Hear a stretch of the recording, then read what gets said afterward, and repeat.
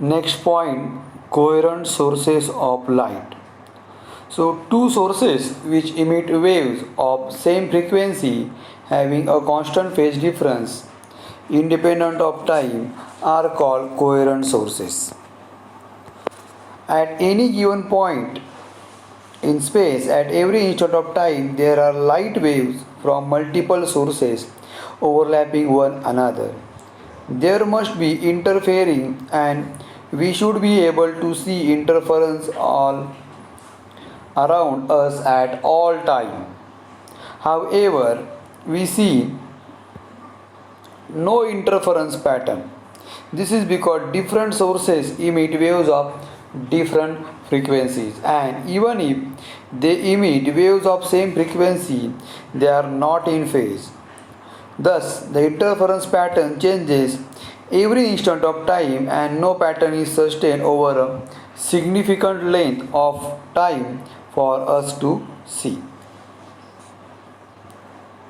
Then, for interference to be seen over sustained periods, we need two sources of light which emit waves of same frequency, and waves emitted by them are in phase and have a constant phase difference. Then, that is, we need coherent sources of light. This criterion cannot be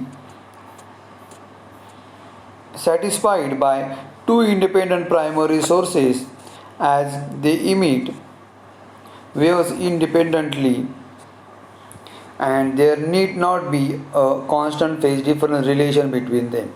Thus, to obtain sustained interference pattern, one usually obtain two secondary sources from the same primary sources as the done in Young's double slit experiment. So, in next topic we are going to study Young's double slit experiment, where we have to clear our concept of interference. So Young's double slit experiment setup is given in figure 7.10. In this experiment, a plane wavefront is made to fall on an opaque screen AB. So this AB is opaque screen having two similar narrow slits S1 and S2. The plane wavefront can be either obtained by placing a linear source S far away from the screen, or by placing it at focus of convex lens kept close to AB. The ray coming out of the lens will be parallel rays, and wavefront will be a plane wave from as shown in the figure 7.10. Now the figure shows a cross section of experimental setup, and the slits have their lengths perpendicular to the plane of paper. For better results, the slits should be above 2-4 mm apart from each other. An observing screen PQ is placed behind of AB. For simplicity, we assume that the slits S1 and S2 are equidistant from S, so that the wavefront starting from S and reaching the S1 and S2 at every instant of time are in phase. When the rays fall on S1 and S2, the two slits act as secondary sources of light emitting cylindrical wavelets with axis along the slit length, so to the right of the AB. The two secondary sources emit waves in phase with each other at all times. As the wave falling on them, they are in phase coming from a wavefront, and the crest or trough of secondary wavelets superpose as shown in figure and interfere constructively along straight line joining the blue dots. So whatever blue dots are here, okay, so this is nothing but your constructive interference. The point where these lines meet the screen have high intensity and are bright. The images of slit are also perpendicular to the plane of paper. The image plane rotated through 90 degree is shown on right side of the figure. So midway between these lines are lines joining the red dots along which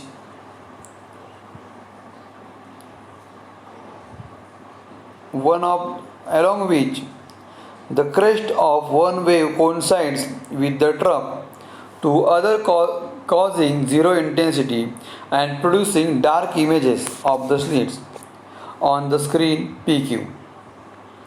These are the dark regions on screen as shown on the right. The dark and bright regions are called fringes and the whole pattern is called interference pattern. So let us now determine the position and intensities of fringes mathematically. Take the direction of propagation of the plane waves incident on AB as x-axis. The screen is along the YZ plane, y-axis being along the plane of the paper. The origin of axis can be taken to be O, the central point of S1 and S2 as shown in figure 7.11, which shows the XY cross section of experimental setup. Let the distance between the two slits S1 and S2 be D, and that between O and O dash be the capital D.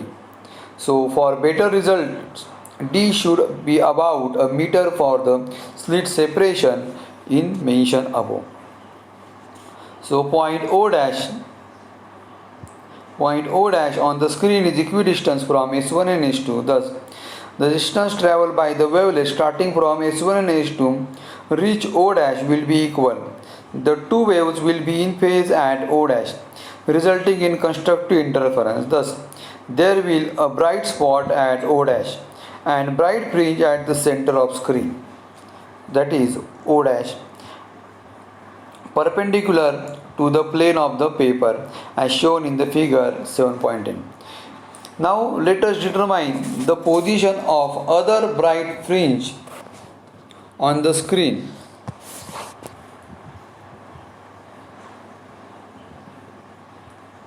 Consider any point P on the screen. The two wavelets from S1 and S2 travel different distances to reach point P. So the phases of waves reaching P will not be same. If the path difference delta L between S1P and S2P is an integral multiple of lambda, the two waves arriving there will interfere constructively, producing a bright fringe at point P. If the path difference between S1P and S2P is half integral multiple of lambda, there will be destructive interference and dark fringe will be located at P. Now, considering triangles S1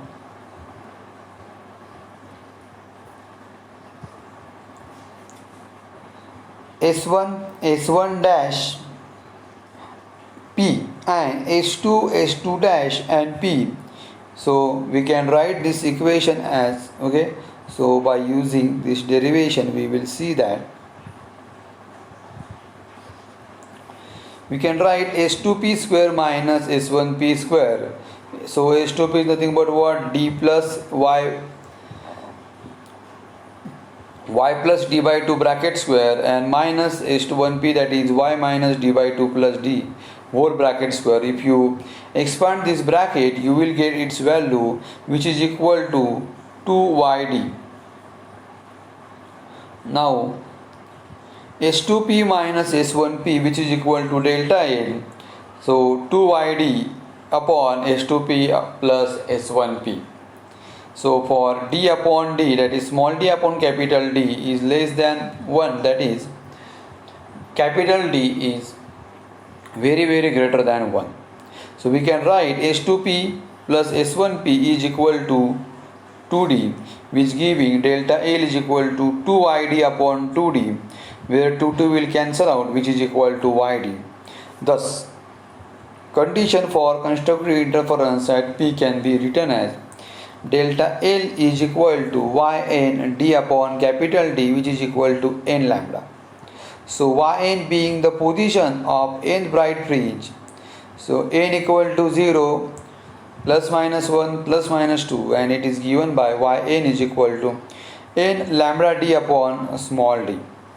So similarly, position of nth, that is n equal to plus or minus 1 plus or minus 2, that is dark fringe, that is destructive interference, is given by S2p minus S1p, and delta L is equal to yn d upon d, which is n1 minus half of lambda, and that is yn is equal to n minus half of lambda into d by d.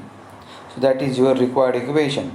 So the distance between any two successive dark or any two successive bright fringes, that is yn plus 1 minus yn is equal, and this is called fringe width, and is given by fringe width, that is w is equal to delta yn plus 1 minus yn, and w is equal to lambda d upon small d, so that both dark and bright fringes are equidistant and have equal width. So we can also write equation 7.16, okay, and this 7.17, okay. Both the equation we can write as the terms of phase difference. So if you want to see that phase difference, okay, so that phase difference will be delta phi upon, which is equal to 2 pi upon lambda into delta L. So that will be your equation 7.20, okay. So the relation between path difference and phase difference is delta phi, that is 2 pi upon lambda into delta L, and the phase difference between the two waves reaching P from S1 and S2 is given by, so delta phi is equal to yd upon capital D into 2 pi upon lambda. The condition for constructive interference in terms of phase difference is given by delta phi n is equal to n into 2 pi, where n is equal to 0 plus minus 1 plus minus 2, and condition for destructive interference in terms of phase difference is given by, so delta phi n is equal to n minus half of into 2 pi, where n is equal to plus or minus 1 and plus or minus 2. In this way you can calculate the conditions for constructive and destructive interference. Now about their intensity distribution. As there is a constructive interference of the center of bright fringe, the amplitude of wave is twice that of the original wave incident on AB, and in the intensity I, being proportional to the square of amplitude, is 4 times the intensity of incident wave I0C. At the center of dark fringe, the intensity is 0. At in between points, intensity gradually decreases from 0 to 4 times of I0 and vice versa. So the interference fringes are equally bright and equally spaced. This is however valid only in the limit of vanishing widths of the slits. So for wide slits, the waves reaching a given point on the screen from different points along a single slit differ in path travel, and the intensity pattern changes, resulting in a blur interference pattern with poor contrast.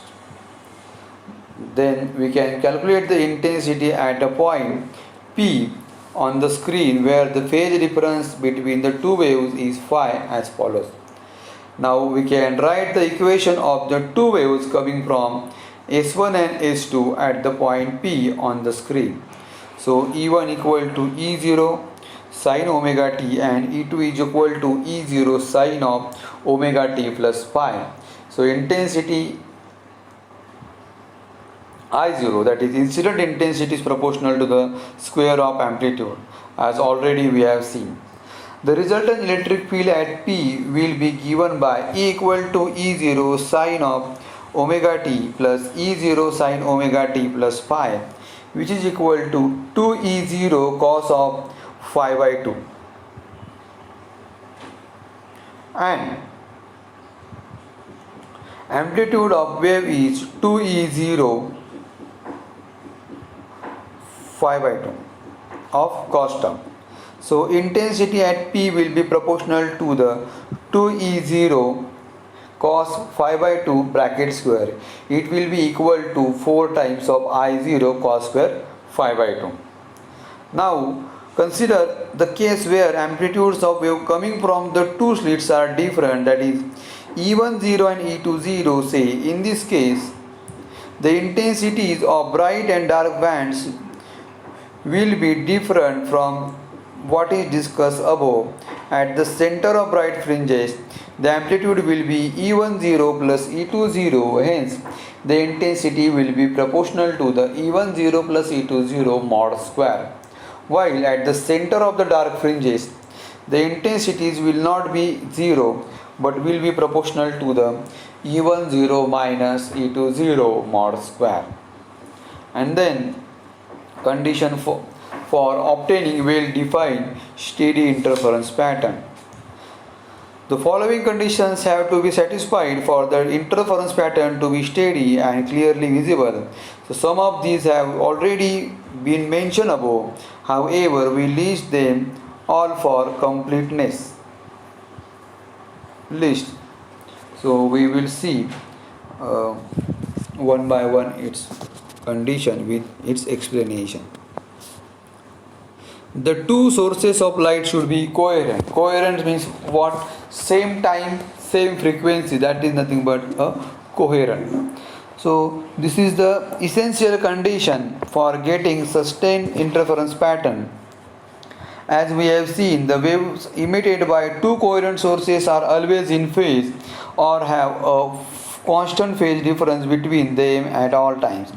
If the phases and phase difference vary with time, the position of maximum and minima will also change with time and interference pattern will not be steady.